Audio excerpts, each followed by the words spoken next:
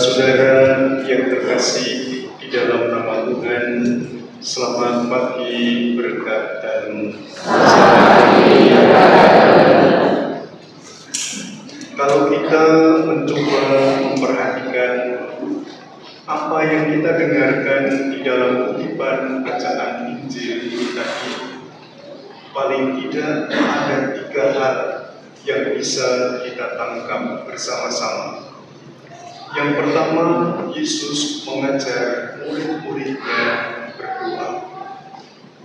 Yesus mengajar murid-muridnya berdoa karena murid-muridnya minta agar mereka diajari berdoa, sama seperti murid-murid Yohanes diajari berdoa. Kemudian yang kedua, ada perumpamaan tentang orang yang sungkan minta tolong kepada kawannya karena telah ada pikiran di dalam dirinya bahwa orang itu tidak akan memberikannya. Tetapi di dalam perumpamaan itu dengan jelas dikatakan, jika disampaikan terus-menerus, maka dia pasti akan memberi apa yang kamu minta. Dan pada bagian inti, menurut hemat saya, Tuhan Yesus mengajar kepada kita semua lewat doa Bapa kami mengenai kekuatan doa. Bapak, Ibu, dan para saudara yang terkasih di dalam nama Tuhan, setiap hari kita berdoa. Ada yang dengan ritmus yang tetap, dengan rumus yang tetap pula, tetapi ada yang kadang-kadang tidak berdoa, atau doa hanya menjadi sebagai pengisi waktu luang saja. Dan kalau kita jujur, rumus doa yang sering kita doakan, kita bandingkan antara doa Salam Maria dan doa Bapa Kami seperti yang diajarkan oleh Tuhan Yesus ini tadi, tentu lebih banyak doa Salam Maria. Karena apa? Karena memang rupa-rupanya doa Bapa Kami tidak begitu populer. Tetapi kalau doa Salam Maria itu begitu sering kita mendaraskannya, dan bahkan ketika kita mendaraskan pun tanpa ada penghayatan yang mendalam. Salam Maria, mati, amin. Salam Maria, mati, amin. Apalagi kalau sudah ngaku sembah bekti Dewi Maria, pecah, amin. Sembah bekti, pecah, amin. Mergo selangantuk, suwe-suwe pecah tenan.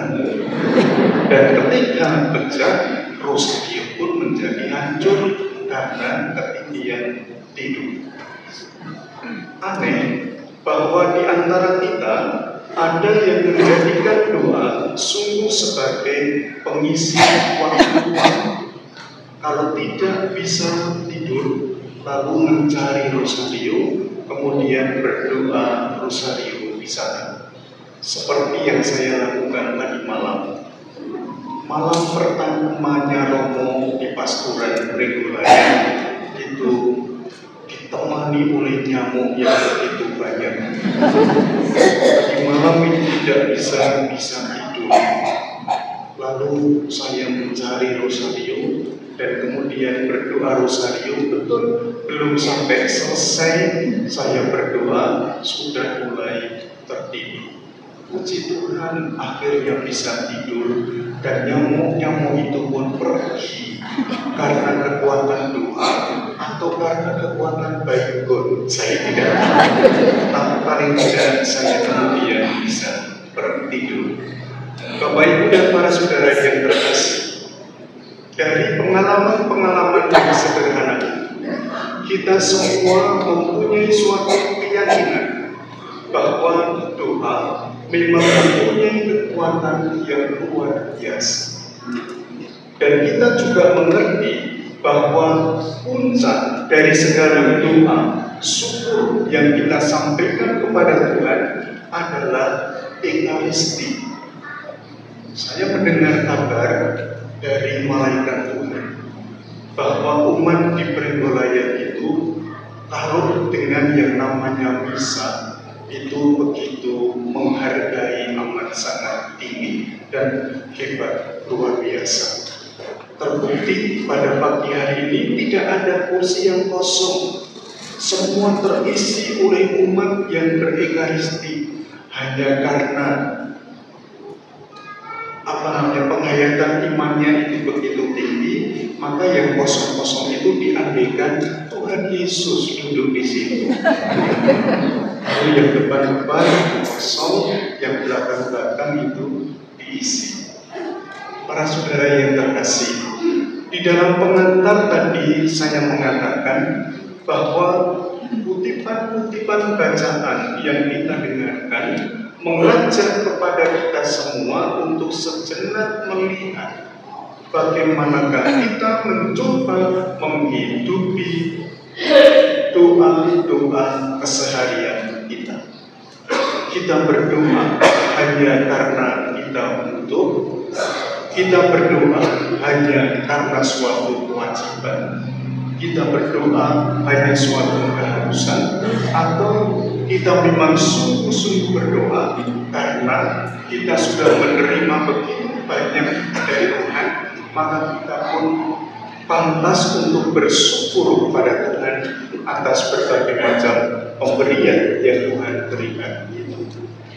Bapak, Ibu, dan para saudara yang terkasih di dalam nama Tuhan, saya tidak mencoba menjelaskan apa yang tertulis di dalam Injil, karena menurut iman saya sudah jelas ajakannya, yaitu agar kita mencoba melihat pengalaman penghayatan hidup doa ini.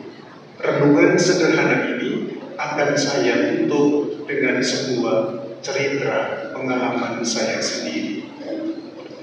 Pengalamannya terjadi pada tahun 2013. Saya waktu itu hampir setiap hari Jumat itu pergi ke tempat ziarah. Waktu itu saya bertugas di paroki Pringulung. Tempat ziarah yang paling dekat menurut saya ya hanya Jatiningsih. Maka setiap Jumat malam saya ke Jatiningsih, apalagi pada masa Prapaskah.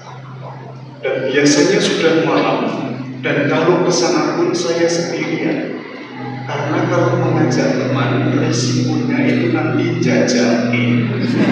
Maka saya berangkat sendirian. Pada suatu kali, sekitar setengah 10-an atau jam 10-an malam, saya tiba di Jatiningsih dan sepi. Tidak ada orang lain menurut saya. Kemudian saya memarkir kendaraan, saya turun ke bawah. Bapak itu pernah ke Jatiningsih, jadi tahu setting tempatnya.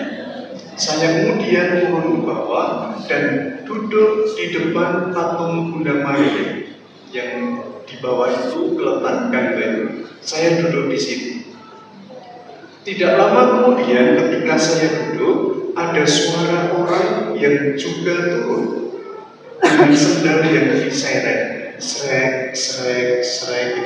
Saya toleh, ternyata seorang ibu. Dia jarian karena orang Jatiningsih, orang Lempu mungkin dengan gaya perdisaannya itu. Dia kemudian duduk di sebelah kiri saya, tidak berani di sebelah kanan. Kanan Allah Bapak soalnya. Dia duduk di sebelah kiri saya. Setelah dia duduk, saya juga kemudian menenangkan diri untuk siap berdoa. Saya lirik ibu itu karena usrek bayi. Tahu usrek ya? Usrek suster yang tidak tahu bahasa Jawa. Usrek itu obat bergerak terus gitu ya. Saya lirik dan saya perhatikan, ternyata tangan kanannya itu masuk ke dalam stagen. Stagen itu ikat pinggang dari kain yang tebal itu untuk bergoyang menggunakan jari. Jalan ke sana kemari, saya milih terus toh. Kemudian tangan itu keluar dan yang dicangking adalah rosario. Saya berpikir jeruk ono sakti berarti. Setelah tangan itu ditarik, kemudian ada rosario. Lalu ibu itu masukkan lagi. Setelah dia masuk, kemudian dia naik ke atas, mendekati patung Bunda Maria. Dia bersujud di sana, tangannya kembali dimasukkan ke dalam stagen, ditarik dan keluar rosario, masuk lagi, ditarik keluar lilin cilik. Jadi memang betul ada satunya barangkali. Yang keluar itu adalah lilin kecil. Kemudian lilin itu dinyalakan, ditaruh di kandelarnya itu, kemudian dia mulai turun lagi. Jadi tak kata-kata ini untuk overacting kayak gini. Kok menolong ngerti nek sebelah ini beliau bagus. Lalu dia turun lagi, duduk di sebelah kiri saya lagi dan mulai berdoa rosario. Ketika dia berdoa rosario, doanya pakai bahasa Jawa dan keras. Wah, gila. Saya juga mau berdoa. Dia itu berdoa dan keras, lalu saya matur kepada Tuhan Yesus, kepada Bunda Maria, kula nunut mawon. Saya ngikut saja, kalau ibu itu amin, saya juga ikut amin, dan akhirnya selesai. Setelah doa rosario selesai, ibu itu pergi pulang, naik ke atas. Tidak lama kemudian di tengah perjalanan itu dia berhenti. Dan saya juga berhenti, saya juga naik ke atas. Rosario-nya tadi terus diberikan kepada saya. Saya kan heran, lu kok diberikan kepada saya? Niki jenengan, ini untuk tamu. Ya saya terima saja akhirnya karena agak sedikit dipaksa. Jadi yo kok rosario ini lentet banget. Kurwis dolan-dolan ning nggon jero stagen mau. Lanjut itu. Tapi ya akhirnya saya terima saja. Saya kemudian berhenti di tengah perjalanan itu, ibu itu naik, dan setelah sampai di atas, saya pikir kemana orang tadi, kok tidak muncul. Saya cari, tidak ketemu. Dan akhirnya setelah ngomong itu, dia keluar dari warung sayur di atas. Ternyata dia beli sayuran. Kemudian dia keluar, lalu saya awe ibu itu. Tak awe itu menggunakan kekuatan tangan kiri saya. Saya hanya tik-tik-tik itu, ibu itu ngorok. Ini kan berarti kekuatan. Ibu itu datang kepada saya, lalu saya kembali bertanya, Bu, ini tadi untuk maksudnya apa rosario kok diberikan kepada saya? Pokoknya ingin jenengan. Enggak, saya kepingin tahu. Ibu itu tidak menjawab pertanyaan saya, malah balik bertanya, loh jenengan itu sinten? Loh aku takut kok malah ditakoni genti. Lalu saya mau ngapusi, kok ngapusi. Akhirnya ya saya mengatakan, jadi namun lo berikut jejerik imam dalam Gusti. Banyak kedengaran kaya.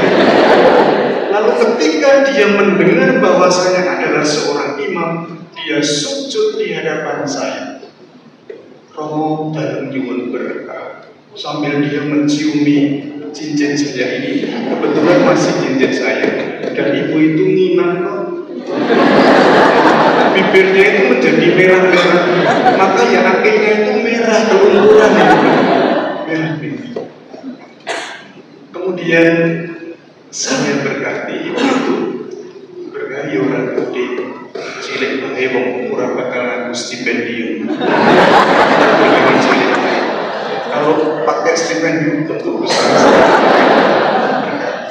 Setelah saya berkati, ibu itu kemudian menjawab pertanyaan saya. Romo, 3 tahun damunipun saya terjemahkan saja Romo. 3 tahun lamanya saya berdoa di tempat ini. Permohonan saya hanya satu, yaitu mohon agar anak saya diterima menjadi pegawai negeri. Dan sekarang ini sudah diterima. Maka rosario ini saya berikan kepada Romo. Semoga ujuk-ujuk Romo juga didengarkan oleh Bunda Maria. Luar biasa. Lalu rosario itu betul-betul saya sampai di rumah tak kumbang, itu saya ini ya wis Katolik iso. Itu ya wis Katolik iso. Bapak Ibu dan para saudara, dengan cerita ini saya hanya mau mengatakan bahwa kekuatan doa itu luar biasa. Ketika doa itu disampaikan terus-menerus dengan kedalaman hati yang mendalam, Tuhan tentu mendengarkan. Setuju tak? Setuju betul?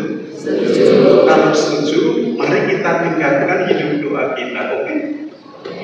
Oke betul? Kalau oke biar semangat gitu ya. Baik, Bapak Ibu dan para saudara, semoga renungan yang amat sangat sederhana ini memberi inspirasi untuk kita semua. Kemuliaan kepada Bapa dan Putra dan Roh Kudus.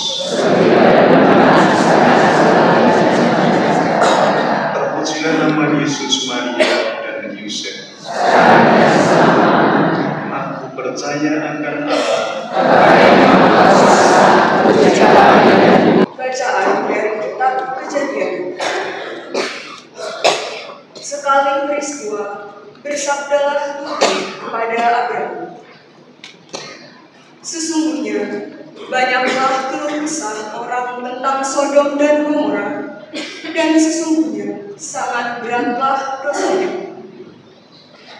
Baiklah aku turun untuk melihat apakah benar-benar mereka telah berkelakuan seperti keluh kesah orang yang telah sampai kepadaku atau tidak.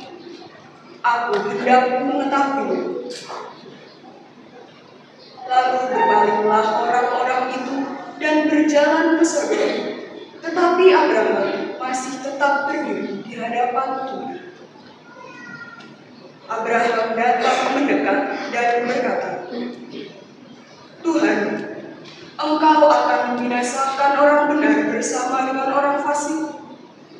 Bagaimana sekiranya ada 50 orang benar dalam kota itu?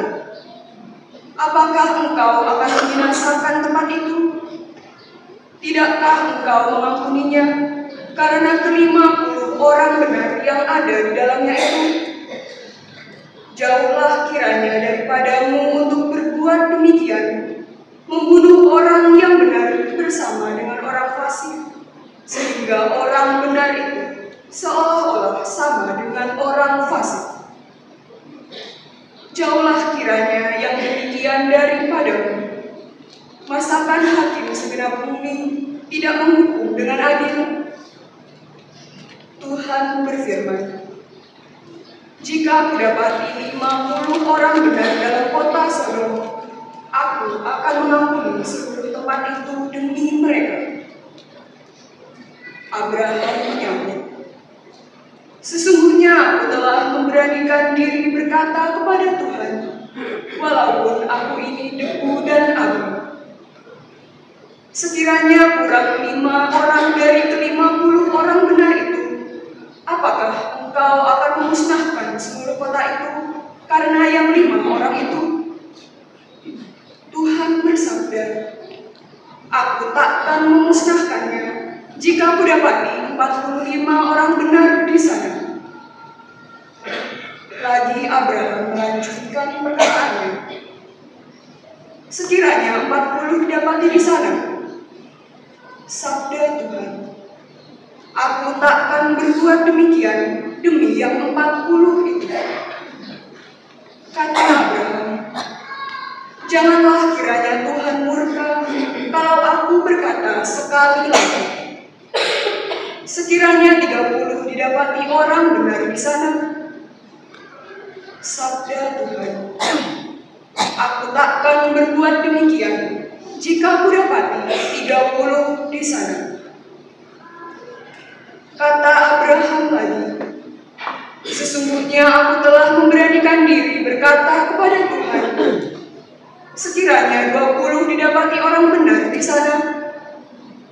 Jawab Tuhan, aku tidak akan memusnahkannya demi yang 20 itu. Kata Abraham, janganlah kiranya Tuhan murka kalau aku berkata sekali ini saja. Sekiranya 10 orang benar didapati di sana. Jawab Tuhan, aku takkan memusnahkannya demi yang 10 itu. Lalu pergilah Tuhan setelah selesai bersabda kepada Abraham, dan kembalilah Abraham ke tempat tinggalnya. Demikianlah sabda Tuhan. Syukur pada Allah.